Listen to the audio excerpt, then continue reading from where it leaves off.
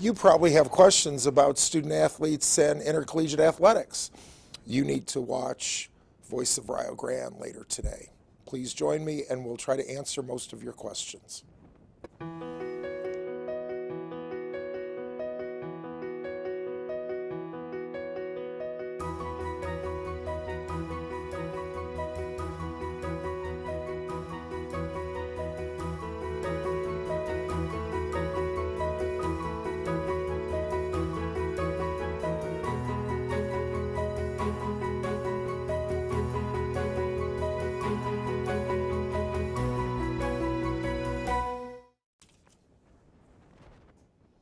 Good afternoon and welcome. I'm Richard Sachs, Provost and Vice President for Academic Affairs at the University of Rio Grande and Rio Grande Community College in southeastern Ohio. And today my monthly Voice of Rio Grande show, the episode is called Mens Sana in Corpore Sano. That's classical Latin and it means a strong mind in a strong body. That classical concept of Mens Sana in Corpore Sano was first articulated by ancient Greek and Roman writers who thought that the most exemplary human beings would develop their minds and also their bodies equally. That ideal of an Olympic athlete from ancient Athens, a sense of knowing the learning of the age, but also having a body that was equally exemplary in terms of what it could do. So I've taken that classical notion in order to study American collegiate student athletes in the 21st century. There's a lot of different issues that have been raised. At the end of the show, I will directly address a question that I frequently get when I meet people outside academia who learn that I'm a chief academic officer who also oversees 17 intercollegiate athletics programs.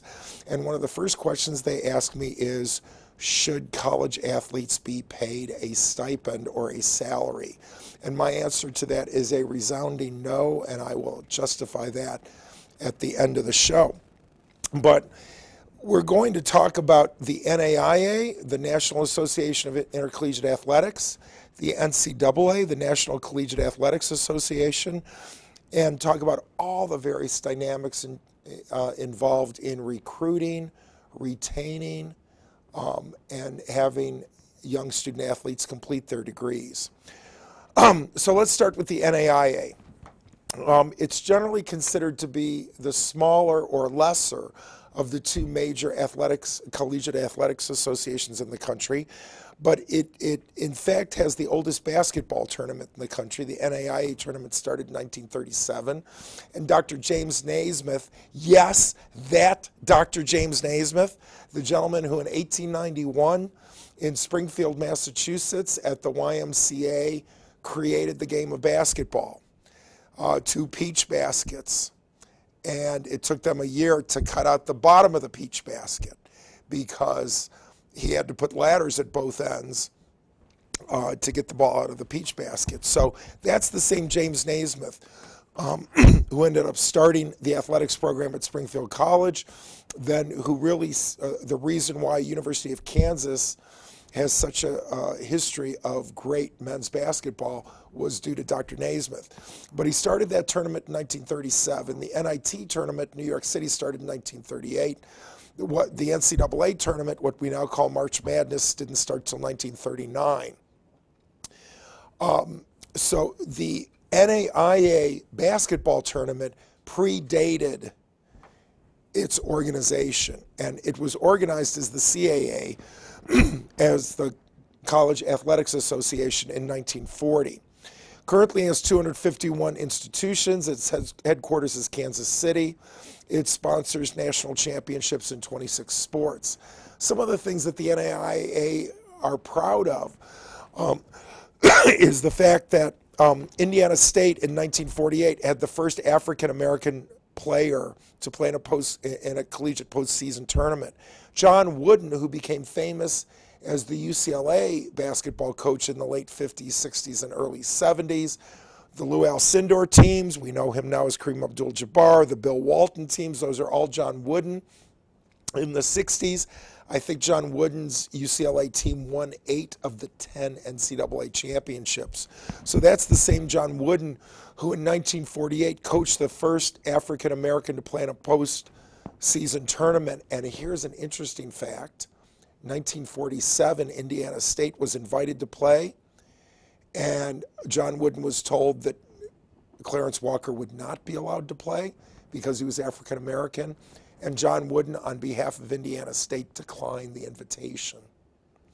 So that would have happened a year earlier if the NAIA had had that kind of perspective. Excuse me. Since 2000, the NAIA has supported a program called Champions of Character, which promotes character and sportsmanship throughout all athletic programs and through the delivery of athletic programs, and I'll talk more about that a little bit later.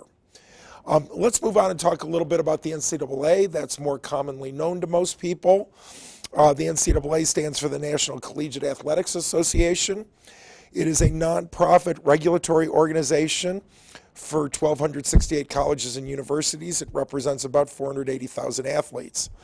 The NCAA was founded in 1910, although, as you saw in a previous slide, they did not start their national basketball tournament until 1939. Since 1973, the NCAA has been divided into 3 divisions, Division 1, 2, and 3, although that's not totally true. There are certain sports where NCAA does not have Division 1, 2, or 3. They just have what they call college. So there's NCAA college in mountain biking, for example. So there's no national tournament, although there are competitions in that, and there's no like Division 1, 2, or 3 for mountain biking. But most areas have Division 1, 2, and 3. Division 1 has 345 institutions. There are 125 in what we call the FBS. That's the Football Bowl Series. Those are the largest Division I football programs which are eligible for bowls, the bowl games at the end of the year. The other 220 Division I are what we sometimes call Division I AA or the Football Championship Series. And they have their own football playoff series at the end of the fall. Compared to Division II and III schools, certainly compared to any NAIA schools, Division I schools usually have larger budgets, they have more elaborate facilities, they have more athletic scholarships. However, there are certain smaller schools that seek the highest level of athletic competition, so despite their small size, they choose to be Division I. For example, Steph Curry went to Davidson College in North Carolina. Fine private college, less than 2,000 students. They've always played Division I football. Division I basketball. St. Peter's College in Jersey City, New Jersey. Catholic school of about 3,000 students, where I interviewed for the Dean of Arts and Sciences position once. St. Peter's has always played Division I basketball, despite being only 3,000 students. Gonzaga, barely 3,000 students. Catholic Jesuit University in Spokane, Washington, had a great run in the NCAAs, not this year, though they were top ranked, but recently. And my direct experiences with Johns Hopkins University. When I was at Haverford College in the 70s and played Division III basketball, we played against Johns Hopkins in every sport except lacrosse. And Johns Hopkins at that time had 2,000 undergrads. I checked recently, they now have 6,000 undergrads. They are still principally a graduate institution. When they had 2,000 undergrads, they had 10,000 students there. So they must have 15 or 17,000 students at Johns Hopkins, only 6,000 undergrad. Division III in every sport except lacrosse. And they are great in lacrosse, always have been, because if you know the history of lacrosse, it's Maryland and Long Island, where they've been playing lacrosse for over 100 years. Most of the rest of the country, much more recently. Johns Hopkins has won national titles in lacrosse. That may not happen in the future as you get more and more large Division I schools putting their resources towards Division I. Excuse me. For NCAA Division I schools, they have to field at least 7 male and 7 female sports. this is interesting, at least 2 have to be team sports. And men's and women's basketball must play all but 2 contests against other Division I institutions. So they can't run up their record against Division II and III institutions. I never knew that as a Division III basketball player. But at Haverford, a Division III school, we would play away at either William and Mary or the Naval Academy.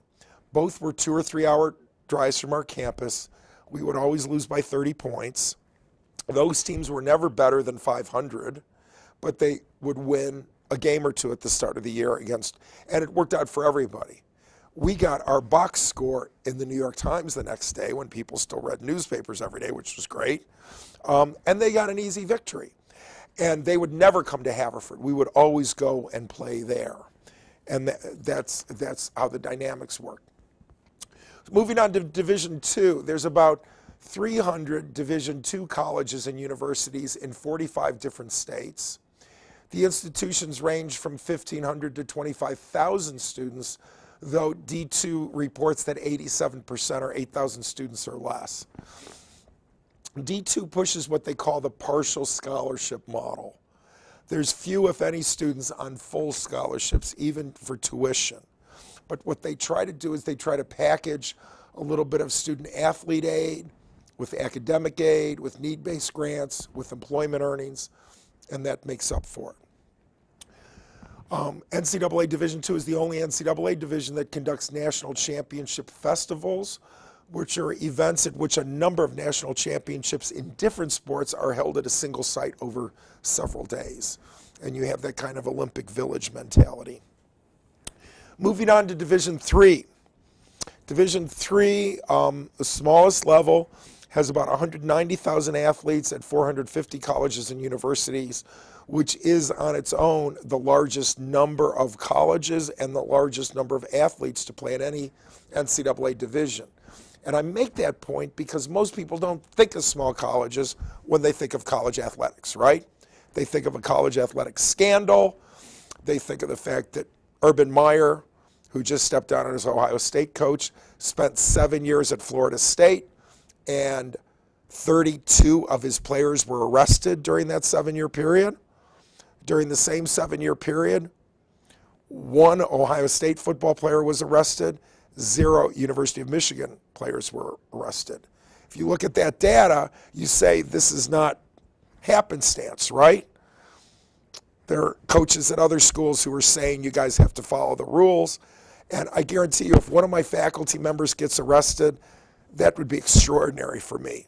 If 32 of them were arrested in a 7-year period, I would rethink the way I'm leading and managing people. There's a problem here. So frequently, that's what hits the news. That's not what most college players are doing. If, like me, you meet me on an airplane and somebody says, what did you do in college? And I say, well, I majored in English and I was a college basketball player. Do people really think, oh, at a tiny school with 700 students? I don't think most people think that when they say I played college basketball. They think of one of the huge college teams that you see on TV. Division III has 36 national championships annually, and this is directly from D3 literature. They say what Division III provides is a well-rounded collegiate experience that involves a balance of rigorous academics, competitive athletics, and the opportunity to pursue the multitude of other co-curricular and extracurricular activities offered on D3 campuses. Let's take a look at this. Do you notice rigorous academics? Now, there's probably not a college in the country that doesn't say it has rigorous academics. But I would say, with the exception of the Ivies and some of the larger prestigious schools, almost every prestigious small college in the country plays Division III athletics. So it is true that the academics are rigorous. And I will tell you this story from my own experience. We always lost Dave Stubbs and Walt Kowalik on Tuesdays for practice. Dave was a starter, and Walt was in the rotation of 9. I was number 12 on the bench, so I got in when we were up or down by 30 points. But if you don't know basketball, you usually have a 9 or 10 person rotation. You don't rotate all 12 or 15. You just can't do it. People don't get enough time. So Walt was the first big man off the bench, and Stubbs was our starting power forward. They were both pre-med. They both are doctors now. They both missed practice once a week because of science lab. That happens at Division III. Do you think that happens at Division I? I don't think so. So again, Division III is truly made up of serious student scholar athletes who are serious about their academics, but at the same time they want to play sports.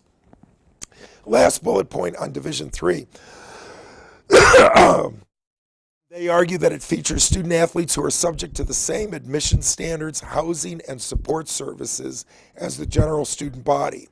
The integration of athletics with the larger institution enables student athletes to experience all aspects of campus life. Can we please reflect on that for a minute? Let's say you're running a college or university. I don't care whether it's 700 students or 50,000 students. You have collegiate sports teams. Do you want your student athletes to interact with everyone throughout the community, or do you want to ghettoize them with their other student athletes? Most large Division I schools have an athletics dorm or a series of dorms that are close to the athletic complex. And sometimes those are limited to student athletes, or the bookworm nerd who ends up in that dorm is like, nobody studies here. They play sports, they come back, they drink beer, they fall asleep. They go out the next day and do the same thing. So that is an institutional choice that you make. And Division III says we do not want to ghettoize our athletes over here. We want them to be part of the student body. And you shouldn't be able to point out certain 300-pound people in the room and say they're clearly athletes and the others aren't. Most large schools, even schools like Stanford, Michigan, and Duke, with flawless academic reputations, still have athletic dorms that are right next to their athletic facility because you want to make it convenient for your athletes. So again, that's a philosophical question that colleges and universities have to come to grips with. Let's talk a little bit about NAIA and Champions of Character now. And I think this is one of the most interesting things that the NAIA does. Beginning in 2000, they said, we have this Champions of Character protocol. We have it for student athletes, we have it for coaches, and we have it for support staff. And you will do these trainings, and then if you fulfill the trainings, you will be able to designate a single student athlete who is a champion of character in each sport. So the NAIA provides the training so that student athletes know, do, and value the right things in life. The 5 core values are integrity, respect, responsibility, sportsmanship, and servant leadership. I think all those concepts are thoroughly understood, except possibly the 5th one, unless you spent time in Catholic school at some point. If you worked at a Catholic K-12 school or a Catholic university, you're familiar with the term servant leader, because that is a central point of Catholic school, whether it's high school or college, leadership concepts in the United States. You are the leader of our building, you are the leader of our team, you are the leader of our college, but you are also a servant. And like Jesus, you will wash people's feet, or you will do whatever needs to be done for the day to be okay. So even as a provost, if I have to go out and sweep the snow off 3 different cars so that my students can get to something, that's being a servant leader. Or if I know a student's going to have a final exam tomorrow and I know things are tight for her because it's the end of the month, and I make a meal for her and give it to her, I give her a pass for dinner. I mean, I'm not solving huge problems, but again, I'm being a servant leader. I don't have any ego about my own role. I'm just trying to help people. So as an NAIA institution, University of Rio Grande has developed a Champions of Character campus program that includes ongoing character education for all student athletes, professional development for coaches, athletics, and athletics administrative staff, emphasis on hospitality and game management of athletics events and conduct and competition. I mean, think about that. What kind of control do I have if I'm in the stands and I know the police are there and I know we have a clean floor and I know the bathrooms are taken care of and we have appropriate police and security. Let's say the 3 refs, and there are 3 refs in college basketball. Now, when I was there were 2 back 40 years ago. Now, when they added a 3rd one like 25 years ago, I thought, that's great. Now there won't be any missed calls. Guess what? There's still missed calls all the time. And sometimes when referees, especially in basketball, start missing calls, and they know they missed a call one way, they then do a makeup call the other way. And what they've done is they've made everybody in the gym mad. The best coaches, the best referees that I ever worked with when I was a prep school coach would come over and say, Coach Sachs, I made a mistake there, sorry. Not, I'm going to make it up to you because then I'm going to create a second error. But they would just say, that's really sorry, man, hope it doesn't happen again. That is the best kind of ref you want. You don't want a ref who gives you a makeup call because then everybody in the gym is angry. And when that happens, what happens? People can come to blows. So do you see this concept here? I and Jeff Lanham, we are responsible for game management of athletic events and conduct and competition. So we could actually say, I could go to a visiting coach and say, I oversee the athletic director here, and your player is, you know, saying profanity to the fans behind him or her. We need to take him out, and you may have to forfeit the game. We may just stop playing at this point because I have to intervene to make certain that it's an appropriate atmosphere. Hopefully I don't do that, but again, it's my responsibility if something happens. Other things, servant leadership activities that promote student leadership and athletic community engagement, and ongoing oversight and assessment of progress in the program's implementations. So again, why do we want our students to be athletes? I think, again, we have this concept of mens sana and corpore sano. I think that alone is a compelling reason. I think, and this is something that most people don't realize, if you take an average grade point average and board score for an entering student, your athletes generally present with a slightly less impressive grade point average and board scores, but student athletes generally complete classes and complete degrees at a higher percentage. Why is that? They have something to live for. They love playing basketball. They have a support system. They have their players and their coaches who are like, Patrick, you look tired today. Are you okay, man? Are you going to be okay for Thursday night's game? Make sure you get a good night's sleep. I mean, a normal undergraduate doesn't get that kind of support, right? Like, oh, Richard, you have a test on Thursday. I hope you get a good night's sleep. Not too many people are going to say that to you, but your coaches, your fellow players, our wonderful trainer, Tara Gerlach, she's like another mom to everybody.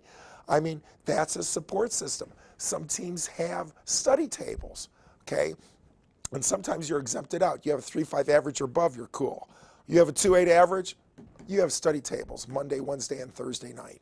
Expect you to be here for 2 hours, bring work. You're not just going to sleep. So even enforcing that, now you have 6 hours a week when you have to be quiet and study.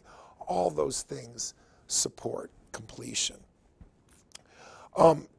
In the current academic year 2018-19, we have 6 different men's sports. We have baseball, basketball, bowling, cross country, golf, and soccer. We have women's sports in basketball, bowling, cross country, golf, soccer, softball, track and field, and volleyball. We have 1 co-ed sport, and that is cheer. We are looking at, and again, we're evaluating the efficacy of all those sports. But one thing we've already approved beginning fall of 2020, that's a year from this fall, is esports.